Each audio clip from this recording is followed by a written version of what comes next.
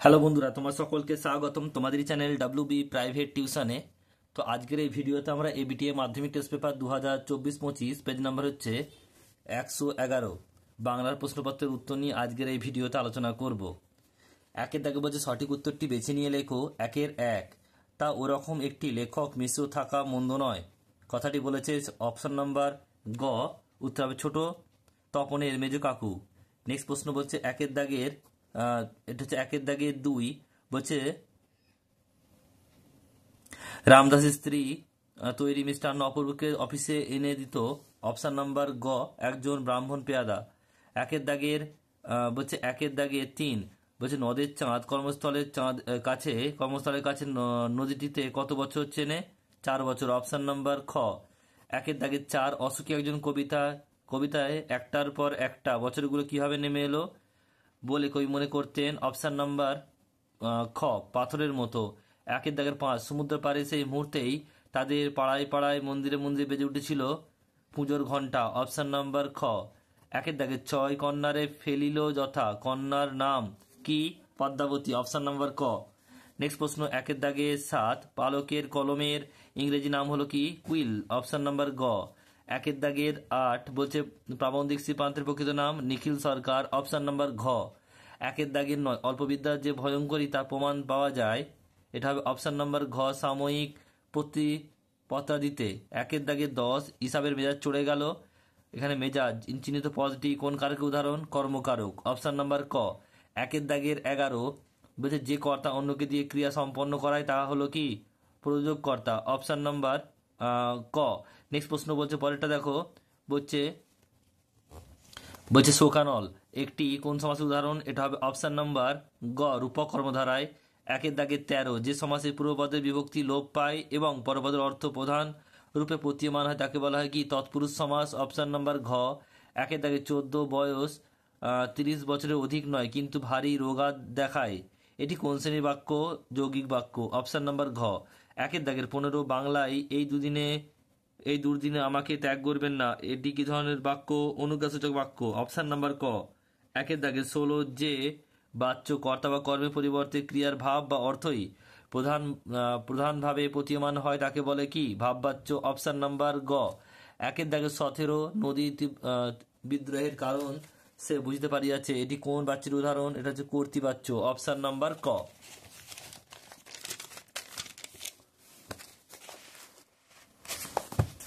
এরপর দেখো রয়েছে এসিকিউ টাইপ প্রশ্ন। দুইয়ের দাগের কম বেশি 20টি শব্দ উত্তর দিতে হবে।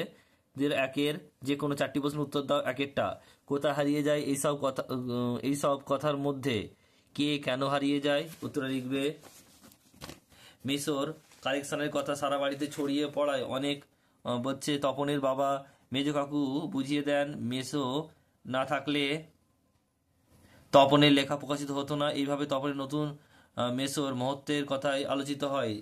বলছে তপন এইসব কথার মধ্যে যেন হারিয়ে যায়। নেক্সট প্রশ্ন বলছে দুইয়েরটা দেখে নাও। দুইয়ের প্রশ্ন, কিন্তু দোকানদার হেসে ফেললো। হরির কোন কাণ্ড দেখে দোকানদার হেসে ফেললো? লিখবে, উত্তর লিখবে দেখো, হরিদা একদিন বাইজি সেজে পথে বের হয়েছিলেন। তিনি ঘুঙুর পরা পায়ে প্রায় নাচতে নাচতে চলে যাচ্ছিলেন। এই কাণ্ড দেখি দোকানদার হেসে ফেলেছিল। 3 নম্বর প্রশ্ন বলছে দেখো, দুইয়ের একের 3, বলছে বড়বাবু হাসিতে লাগিলেন। বড়বাবু হাসির কারণ কি? উত্তর লিখবে যে জগদীশ বাবু যখন বললেন গিরিশ মহাপাত্রের মাথা লেবু তেলের গন্ধে থাড়া শুদ্ধ লোকের মাথা ধরে গেল, তখন বড়বাবু এই কথা শুনে হাসতে লাগলেন। চারেরটা বলছে দেখে নাও।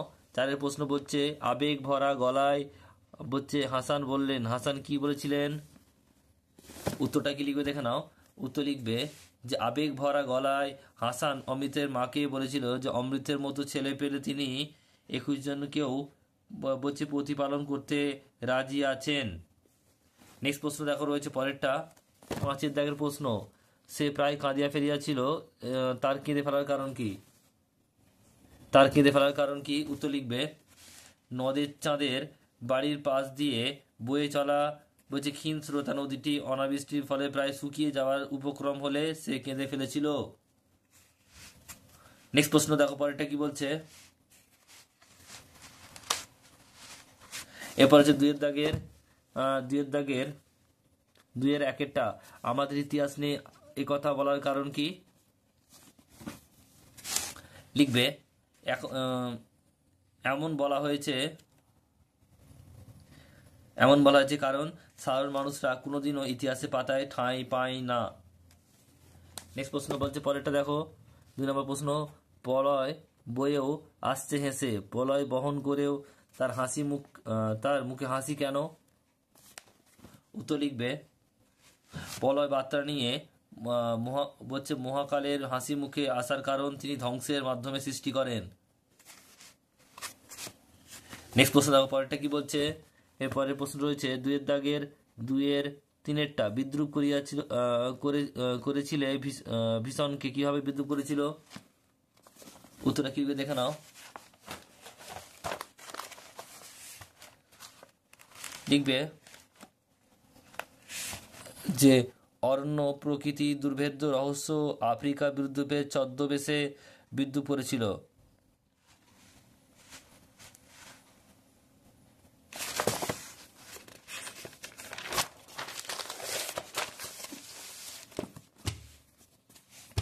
নেক্সট প্রশ্ন পরেরটা বলছে দেখো, এটা 4টা, রক্ত মুছি শুধু গানের গায়ে, কথাটির অর্থ কি? উত্তরে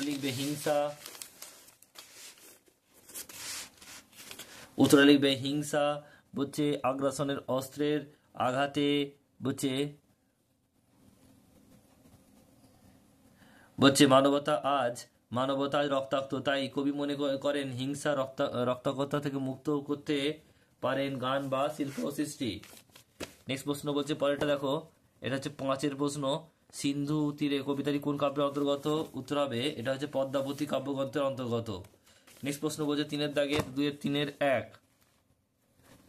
তাই নিয়ে আমাদের প্রথম লেখালেখি, কি নিয়ে লেখকের প্রথম লেখালেখি?